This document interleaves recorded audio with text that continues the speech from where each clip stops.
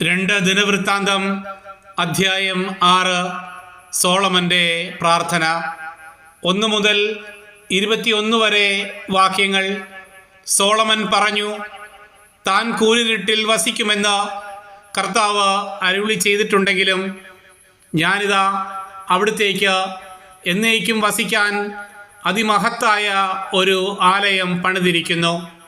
Israel ജനമൊക്കെയും അവിടെ കൂടി നിന്നിരുന്നു. രാജാവ് സഭയെ ആശീർവദിച്ചുകൊണ്ട് പറഞ്ഞു, എൻ്റെ പിതാവായ ദാവീദിന് നൽകിയ വാഗ്ദാനം നിറവേറ്റിയ ഇസ്രായേലിൻ്റെ ദൈവമായ കർത്താവ് വാഴ്ത്തപ്പെട്ടവൻ. അവിടുന്ന് അരുളി ചെയ്തിട്ടുണ്ടായിരുന്നു, ഈജിപ്തിൽ നിന്ന് എൻ്റെ ജനത്തെ കൊണ്ടുവന്ന നാൾ മുതൽ ഇസ്രായേൽ ഗോത്രങ്ങളിലെ ഒരു പട്ടണവും എൻ്റെ നാമത്തിൽ ഒരാലയം പണിയുവാൻ ഞാൻ തിരഞ്ഞെടുത്തില്ല. എൻ്റെ ജനമായ ഇസ്രായേലിന് അധിപനായി ആരെയും നിയമിച്ചതുമില്ല. എന്നാൽ ഇതാ, എൻ്റെ നാമം നിലനിർത്തുവാൻ ഞാൻ ജെറുസലേം തിരഞ്ഞെടുത്തിരിക്കുന്നു. എൻ്റെ ജനമായ ഇസ്രായേലിൽ അധിപനായി ദാവീദിനെയും നിയമിച്ചിരിക്കുന്നു.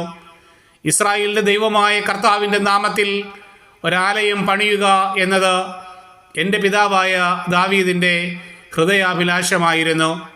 എന്നാൽ കർത്താവ് എൻ്റെ പിതാവായ ദാവീദിനോട് അരുളി ചെയ്തു, എൻ്റെ നാമത്തിൽ ഒരാലയം പണിയുവാൻ നീ ആഗ്രഹിച്ചല്ലോ, നല്ലത് തന്നെ.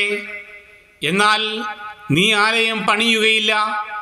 നിനക്ക് ജനിക്കാനിരിക്കുന്ന നിന്റെ മകനായിരിക്കും എൻ്റെ നാമത്തിന് ആലയം പണിയുക. കർത്താവ് തൻ്റെ വാഗ്ദാനം ഇന്നിതാ നിറവേറ്റിയിരിക്കുന്നു. അവിടുത്തെ വാഗ്ദാനമനുസരിച്ച് എൻ്റെ പിതാവായ ദാവീദിൻ്റെ സ്ഥാനത്ത് ഇസ്രായേലിൻ്റെ സിംഹാസനത്തിൽ ഞാൻ ഉപവിഷ്ടനായിരിക്കുന്നു. ഇസ്രായേലിൻ്റെ ദൈവമായ കർത്താവിൻ്റെ നാമത്തിന് ഞാൻ ആലയം പണിതിരിക്കുന്നു. ദൈവം ഇസ്രായേലുമായി ചെയ്ത ഉടമ്പടിയുടെ പേടകവും അതിനുള്ളിൽ പ്രതിഷ്ഠിച്ചിരിക്കുന്നു. സോളമൻ ഇസ്രായേൽ സമൂഹത്തിൻ്റെ സാന്നിധ്യത്തിൽ കർത്താവിൻ്റെ ബലിപീഠത്തിൻ്റെ മുൻപിൽ നിന്നുകൊണ്ട് കൈകൾ വിരിച്ചു പിടിച്ചു. അങ്കണത്തിൽ 5 മുഴം നീളവും 5 മുഴം വീതിയും 3 മുഴം ഉയരവുമുള്ള ഒരു പീഠം ഓടുകൊണ്ട് ഒരുക്കിയിരുന്നു. അതിൻ്റെ മുകളിലാണ് അവൻ നിന്നത്. ഇസ്രായേൽ സമൂഹത്തിൻ്റെ സാന്നിധ്യത്തിൽ മുട്ടുകുത്തി സ്വർഗത്തിലേക്ക് കൈകൾ ഉയർത്തി അവൻ പറഞ്ഞു, ഇസ്രായേലിൻ്റെ ദൈവമായ കർത്താവേ, സ്വർഗത്തിലും ഭൂമിയിലും അങ്ങേക്ക് തുല്യനായ വേറൊരു ദൈവമില്ല.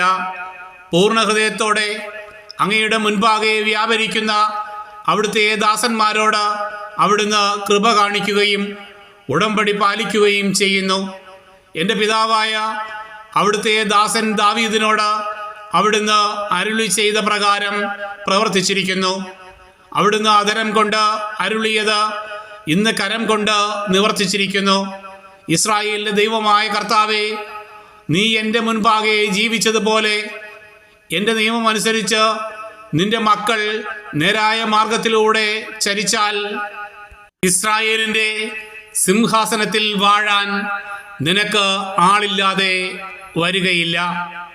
എന്നിങ്ങനെ അവിടുത്തെ ദാസനായ എൻ്റെ പിതാവ് ദാവീദിനോട് അവിടുന്ന് ചെയ്ത വാഗ്ദാനം ഇപ്പോൾ നിവർത്തിച്ചാലും ഇസ്രായേലിൻ്റെ ദൈവമായ കർത്താവേ, അവിടുത്തെ ദാസനായ ദാവീദിനോട് അരുളി ചെയ്ത വചനങ്ങൾ സ്ഥിരീകരിക്കണമേ. എന്നാൽ ദൈവം മനുഷ്യനോടൊത്ത് ഭൂമിയിൽ വസിക്കുമോ? സ്വർഗവും സ്വർഗാതിസ്വർഗങ്ങളും അവിടുത്തേക്ക് മതിയാവുകയില്ല. പിന്നെ ഞാൻ പണിതിരിക്കുന്ന ഈ ആലയം എന്തുണ്ട്? എങ്കിലും എൻ്റെ ദൈവമായ കർത്താവേ, എൻ്റെ നിലവിളി കേൾക്കണമേ. അവിടുത്തെ ദാസൻ്റെ പ്രാർത്ഥനയും അപേക്ഷയും സ്വീകരിക്കണമേ. കണ്ണു തുറന്ന് ഈ ആലയത്തെ രാപ്പകൽ കടാക്ഷിക്കണമേ. അങ്ങയുടെ ദാസൻ്റെ പ്രാർത്ഥന കേൾക്കേണ്ടതിന് ഈ സ്ഥലത്ത് അങ്ങയുടെ നാമം സ്ഥാപിക്കുമെന്ന് അങ്ങ് വാഗ്ദാനം ചെയ്തിട്ടുണ്ടല്ലോ.